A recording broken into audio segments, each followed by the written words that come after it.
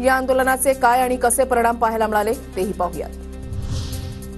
पीडित मुलींच्या कुटुंबियांची भेट घ्या, नाना पटोले यांचे काँग्रेसच्या महिला आमदार आणि खासदारांना सूचना, मुद्दा धरून ठेवण्याचेही आदेश। प्रशासनाकडून बदलापुरातील संबंधित शाळेला काणे दाखवा नोटीस, बदलापुरातील घटना संतापजनक, मुलींच्या समुपदेशनावर आजच चर्चा होणार, दीपक केसरकर यांची प्रतिक्रिया। बदलापूर रेल्वे स्थानकामधील रेल लोको आंदोलनामुळे बदलापूर ते कर्जत रेल्वे सेवा खोळंबली होती। तब्बल 11 तासानंतर पहिली लोकल सीएसएमटीच्या दिशेने निघाल्यानं प्रवाशांना दिलासा। बदलापुरातील आंदोलनामुळे अंबरनाथ ते खोपोली दरम्यान 30 लोकल रद्द, सीएसएमटी ते अंबरनाथ दरम्यान लोकल सेवा सुरळीत, तर मुंबईहून कोल्हापूरला जाणारी कोयना एक्सप्रेस कल्याणवरून वळवली। सीएसएमटी स्थानकावरून आतापर्यंत 10 मेल एक्सप्रेस गाड्या कर्जत पनवेल ठाणे स्थानकावरून वळवल्या। बदलापूरमधल्या आंदोलनामुळे द्रुतगती महामार्गावर वाहतूक कोंडी, रस्त्यावर वाहनांची गर्दी वाढल्यानं वाहतूक संथ गतीनं सुरू।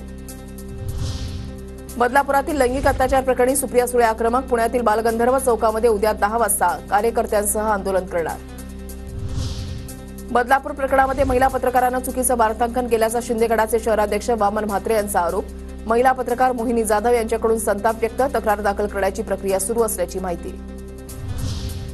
बदलापूर अत्याचार प्रकरणी विशेष अधिवेशन बोलवा, अधिवेशन बोलावून कडक कायदा निर्माण करा, नाहीतर लोक तुम्हाला कसे चिरडतात ते पहा, माजी खासदार इम्तियाज जलील यांची मागणी।